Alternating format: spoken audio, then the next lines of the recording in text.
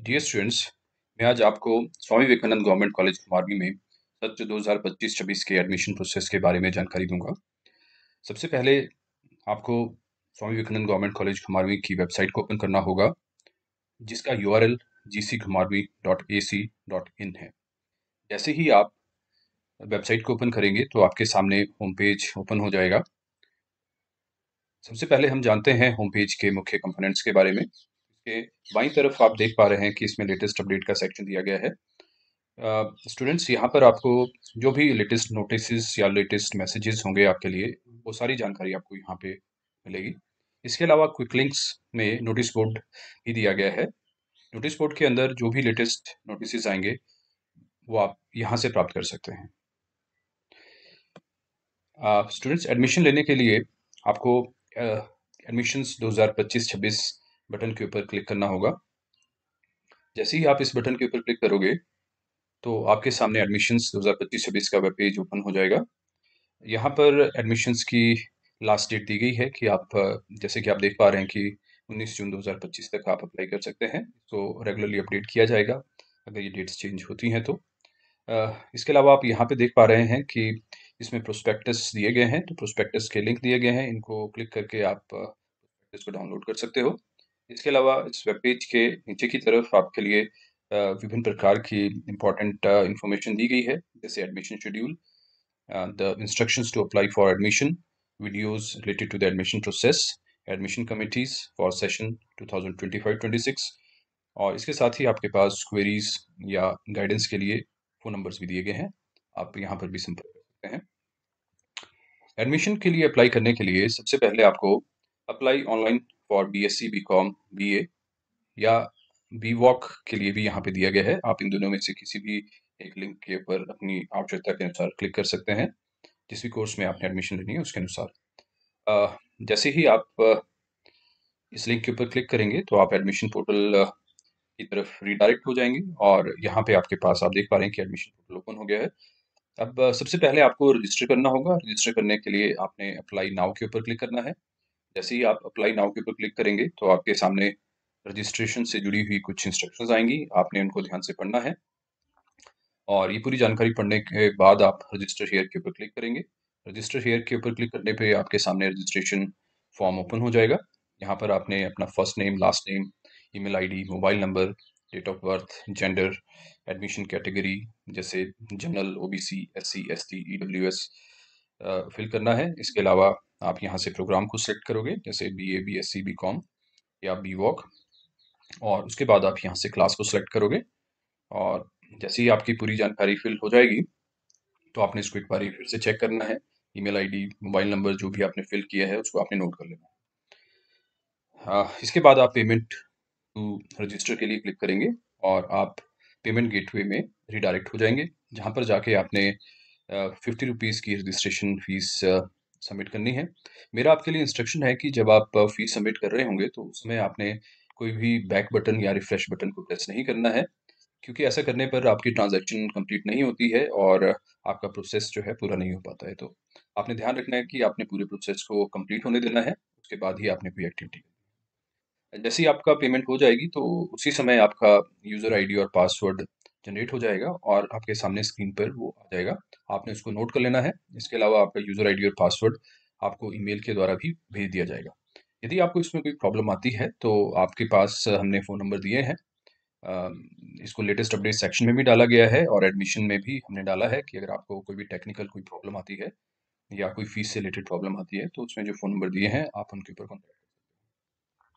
एक बार जब आपकी रजिस्ट्रेशन हो जाएगी और आपके पास यूज़र आईडी और पासवर्ड जनरेट हो जाएगा तो आगे का प्रोसेस कंप्लीट करने के लिए आपने लॉगिन के ऊपर क्लिक करना है। जैसे ही आप लॉगिन के ऊपर क्लिक करोगे तो आपके सामने यूज़र आईडी और पासवर्ड एंटर करने की ऑप्शन आएगी, आपने उसको फिल करना है और लॉगिन के ऊपर आपने क्लिक कर देना है। के बाद जब आप लॉगिन करेंगे तो आपके सामने स्टूडेंट डैशबोर्ड ओपन हो जाएगा, जैसा कि आपकी स्क्रीन के ऊपर दिखाई दे रहा है। स्टूडेंट्स, आप देख पा रहे हैं कि यहाँ पे टोटल 6 सेक्शन हैं, जिनमें personal information, course detail, parents address, previous academic details, photo and sign और फीस सेक्शन है। सबसे पहले आपने पर्सनल डिटेल सेक्शन में जाना है और यहाँ पर आपने अपनी पर्सनल इन्फॉर्मेशन फिल करनी है। जो इन्फॉर्मेशन आपसे रजिस्ट्रेशन प्रोसेस के दौरान मांगी गई थी वो इन्फॉर्मेशन इसमें ऑटोमेटिकली फैच कर ली गई है, जैसे आपका नेम, आपका फ़ोन नंबर, आपका जेंडर और आपकी डेट ऑफ बर्थ, आपकी कैटेगरी। इसमें यदि आपने जनरल के अलावा कोई और कैटेगरी सेलेक्ट की थी, तो यहाँ पर आपको उसका सर्टिफिकेट भी अपलोड करने के लिए एक लिंक आ जाएगा, तो वहाँ पे आपने उसका सर्टिफिकेट अपलोड करना है। स्टूडेंट्स, इसके अलावा जो पर्सनल डिटेल सेक्शन है, उसमें सबसे इम्पोर्टेंट डॉक्यूमेंट्स में से एक है करैक्टर सर्टिफिकेट। तो करैक्टर सर्टिफिकेट्स आपने ज़रूर अपलोड करना है। यदि आप इसको नहीं अपलोड करेंगे, तो आपकी एडमिशन नहीं हो पाएगी। इसके बाद आगे बढ़ते हैं, तो इसमें आपके पास सब कैटेगरी सेक्शन में आपने अपनी सब कैटेगरी को सिलेक्ट करना है, जैसे ward of exman, IRDP, sports, NCC, NSS, cultural quota, single girl child, etcetera. उसके बाद आपके पास दूसरा इंपॉर्टेंट डॉक्यूमेंट है HP बोनाफाइड। यदि आपके पास HP बोनाफाइड सर्टिफिकेट है, तो आपने यस सेलेक्ट करना है और इसके साथ ही आपने अपना बोनाफाइड सर्टिफिकेट को अपलोड करना है।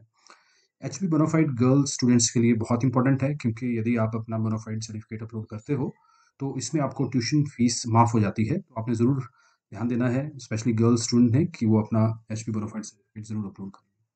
इसके अलावा अगर आपका 12th के बाद कोई गैप ईयर है, तो आपने यस सेलेक्ट करना है और इसके लिए आपको एक अंडरटेकिंग भी अपलोड करनी पड़ेगी। तो आप एक सिंपल पेज के ऊपर अंडरटेकिंग में लिख सकते हैं कि मैंने पिछले 1 साल में जो है किसी भी शैक्षणिक संस्थान में या किसी भी संस्थान में एडमिशन नहीं ली थी। इस तरीके की अंडरटेकिंग आपने सिंपल पेज के ऊपर लिखकर यहाँ पे अपलोड करनी है।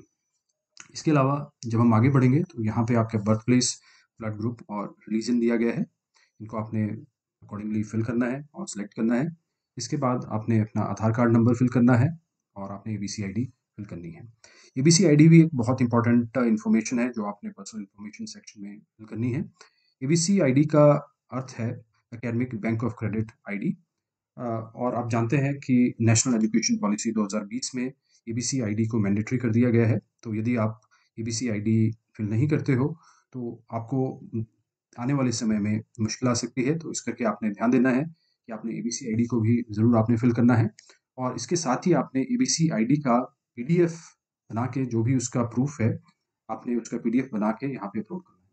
जैसे ही आपकी सारी जानकारी फिल हो जाएगी, तो आपने नेक्स्ट सेक्शन में जाने के लिए सेव एंड नेक्स्ट के ऊपर क्लिक करना है। ये एक बहुत ही इंपॉर्टेंट सेक्शन है, इसको भी आपने ध्यान से फिल करना है। जो भी ऑप्शन दी गई है, आपने ध्यान से सिलेक्ट करनी है।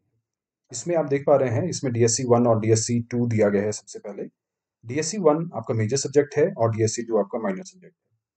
स्टूडेंट्स, BA में हमने जितने भी सब्जेक्ट्स आपके पास अवेलेबल है, इनको 3 ग्रुप्स में डिवाइड किया है और आप इनमें से सभी ग्रुप्स में से एक सब्जेक्ट सेलेक्ट कर सकते हैं। आपको टोटल 2 सेलेक्ट करने हैं। मीन्स जो 3 ग्रुप्स आपके पास दिए गए हैं, उनमें से आपने किन्हीं भी 2 ग्रुप्स में से एक सब्जेक्ट सेलेक्ट करना है।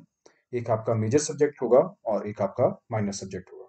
आपकी आसानी के लिए हमने इन ग्रुप्स में जो सब्जेक्ट्स हैं, उनके लिए अलग-अलग टाइप का फ़ॉन्ट कलर यूज़ किया है। जैसे Sanskrit, English, music, geography, physical science और फिज़िकल एजुकेशन, ये सभी एक ग्रुप में हैं।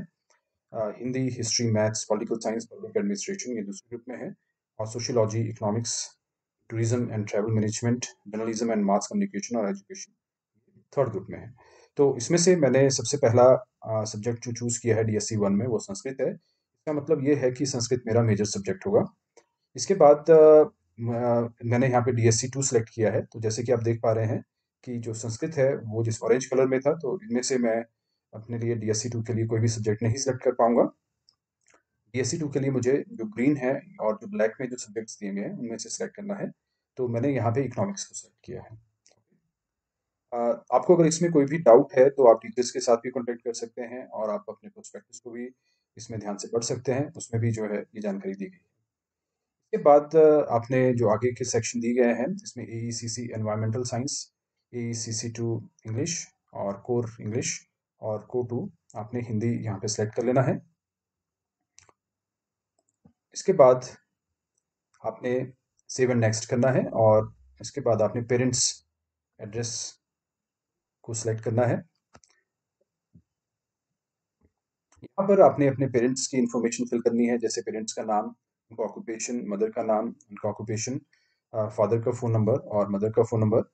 इसके साथ आपने अपना परमानेंट एड्रेस फिल करना है, फ़ोन नंबर फिल करना है और आपने अपना करंट एड्रेस भी फिल करना है। अगर वो दोनों सेम है, तो आपने यहाँ पे चेक बॉक्स दिया गया है, बॉक्स के ऊपर आप क्लिक कर सकते हैं, तो ऑटोमेटिकली जो एड्रेस आपने ऊपर दिया गया है जिस परमानेंट एड्रेस में, वही आपका करंट एड्रेस भी यहाँ पर ऑटोमेटिकली हो जाएगा।